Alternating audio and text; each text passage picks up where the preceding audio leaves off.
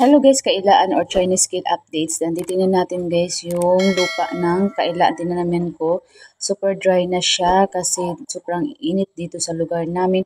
At saka yung, pati yung puso namin, yung tubig, puso, yung kinukuha namin tubig, talagang nawalang tubig na doon. Kaya ako umiigib na lang yung asawa ko doon sa kabila. Kaya yan, hindi masyado siya nadidiligan. Kaya ang nangyari, ang tuyong-tuyo talaga yung lupa. At yung iba na natuyo din yung mga stem ng Kailaan guys. Ayan, nakikita nyo guys, itong tuyong-tuyo na talaga siya.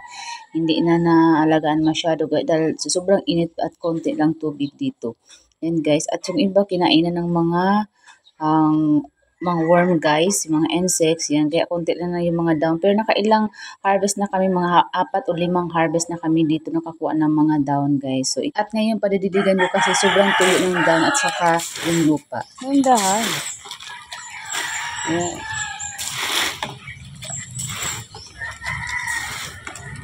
Yan guys, nadiligan sila ngayon.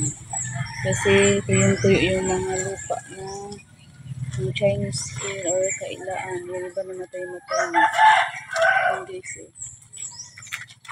Iko.